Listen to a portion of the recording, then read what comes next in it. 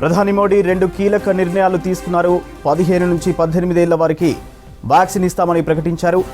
జనవరి 3 నుంచి 15 నుంచి 18 ఏళ్ల వారికి వ్యాక్సిన్ స్కూళ్లు కాలేజీలకు వెళ్లి ఇస్తామన్నారు. ఇక హెల్త్ కేర్ ఫ్రంట్ లైన్ వర్కర్లకు బూస్టర్ డోస్ ఇచ్చేందుకు కూడా ఓకే చెప్పారు. జనవరి 10 నుంచి ప్రికాషన్ డోస్ ఇవ్వడం ప్రారంభిస్తామన్నారు ప్రధాని మోడీ.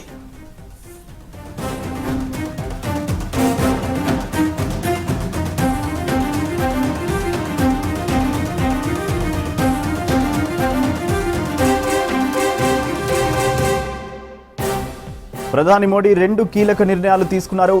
15-18 ఏళ్ల వారికి వ్యాక్సిన్ ఇస్తామని ప్రకటించారు. జనవరి 3 నుంచి 15 నుంచి 18 ఏళ్ల వారికి వ్యాక్సిన్ స్కూళ్లు కాలేజీలకు వెళ్లి ఇస్తామన్నారు. హెల్త్ కేర్ ఫ్రంట్ లైన్ వర్కర్లకు బూస్టర్ డోస్ ఇచ్చేందుకు కూడా ఓకే చెప్పారు. జనవరి 10 నుంచి ప్రికాషన్ డోస్ ఇవ్వడం ప్రారంభిస్తామన్నారు ప్రధాని మోడీ.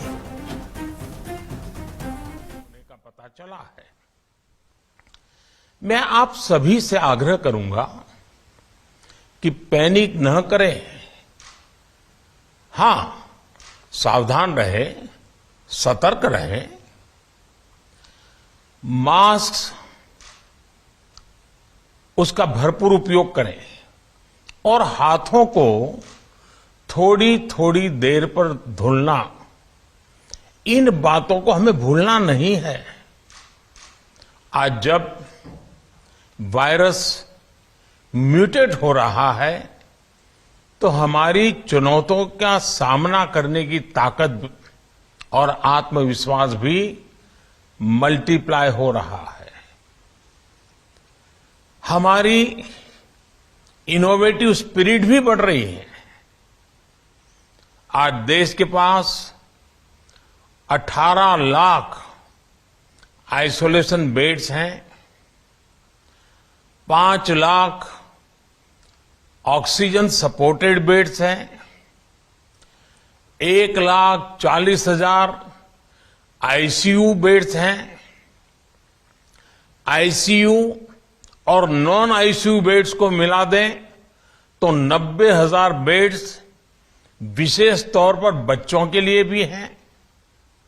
आज देश में 3,000 से ज्यादा पीएसए ऑक्सीजन प्लांट्स काम कर रहे हैं। 4 लाख ऑक्सीजन सिलेंडर्स देश भर में दिए गए हैं। राज्यों को जरूरी दवाओं की बफर डोज तैयार करने में सहायता की जा रही है। उन्हें पर्याप्त टेस्टिंग किट्स भी मुहैया कराई जा रही है। साथियों, कोरोना वैश्विक महामारी से लड़ाई का अब तक का अनुभव यही बताता है कि व्यक्तिगत स्तर पर सभी दिशा निर्देशों का पालन कोरोना से मुकाबले का बहुत बड़ा हथियार है। और दूसरा हथियार है वैक्सीनेशन।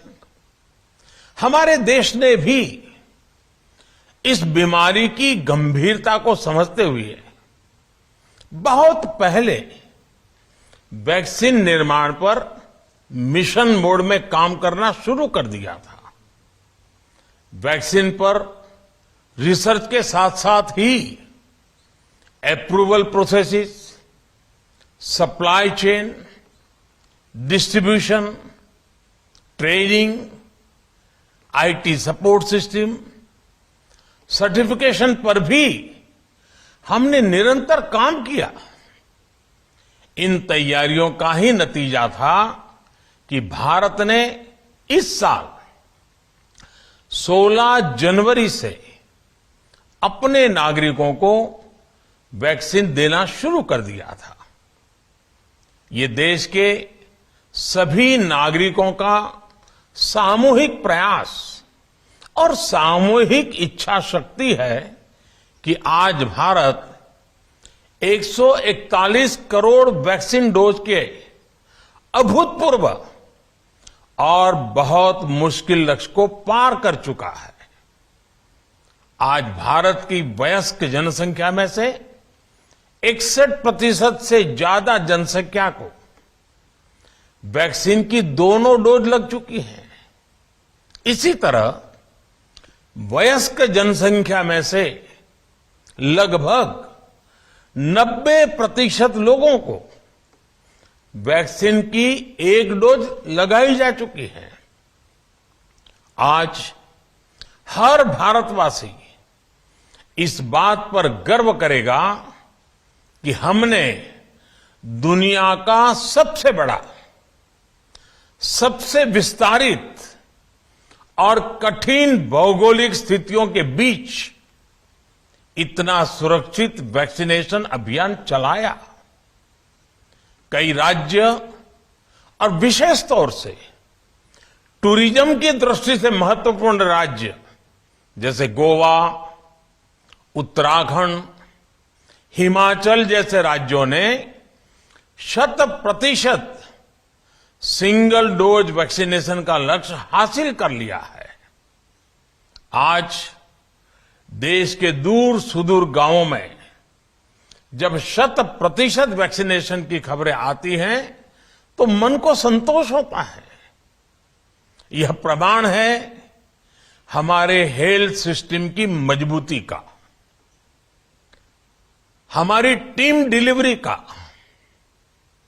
हमारे हेल्थ केयर वर्कर्स के डेडिकेशन और कमिटमेंट का, और देश के सामान्य मानवी के अनुशासन और विज्ञान में उनके विश्वास का।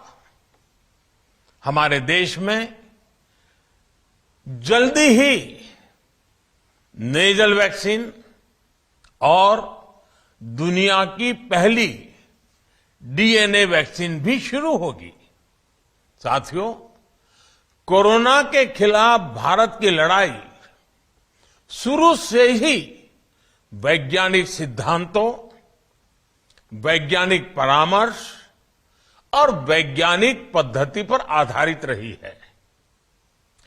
पिछले 11 महीने से देश में वैक्सीनेशन अभियान चल रहा है।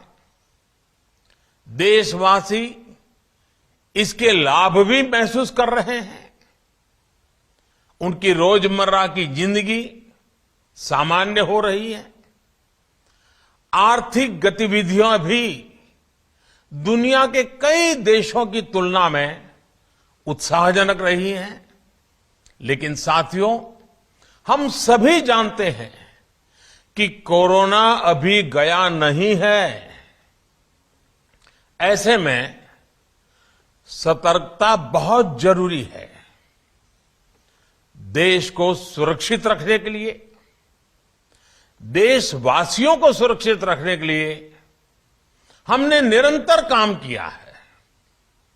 जब वैक्सीनेशन शुरू हुआ तो उसमें भी वैज्ञानिक सुझावों के आधार पर ही ये तय किया गया कि पहली डोज किसे देना शुरू किया जाए, पहली और दूसरी डोज में कितना अंतराल हो, स्वस्थ लोगों को कब वैक्सीन लगे, जिन्हें कोरोना हो चुका है उन्हें कब वैक्सीन लगे, और जो कोमॉर्बिडिटी से ग्रस्त हैं उन्हें कब वैक्सीन लगे। ऐसे निर्णय लगातार किए गए और ये परिस्थितियों को संभालने में काफी मददगार भी साबित हुए हैं। भारत ने अपनी स्थिति परिस्थिति के अनुसार भारत के वैज्ञानिकों के सुझाव पर ही अपने निर्णय लिए हैं। वर्तमान में ओमिक्रॉन की चर्चा जोरों पर चल रही है। विश्व में इसके अनुभव भी अलग अलग है, अनुमान भी अलग अलग है। भारत के वैज्ञानिक भी इस पर पूरी बारीकी से नजर रखे हुए हैं, इस पर काम कर रहे हैं। हमारे वैक्सीनेशन को आज जब 11 महीने पूरे हो चुके हैं तो सारी चीजों का वैज्ञानिकों ने जो अध्ययन किया है और विश्व भर के अनुभवों को देखते हुए आज कुछ निर्णय लिए गए हैं। आज अटल जी का जन्मदिन भी है, क्रिसमस का त्योहार भी है, तो मुझे लगा कि इस निर्णय को आप सबके साथ साझा करना चाहिए। साथियों, 15 साल से 18 साल की आयु के बीच के जो बच्चे हैं, अब उनके लिए देश में वैक्सीनेशन प्रारंभ होगा। 2022 में 3 जनवरी को सोमवार के दिन से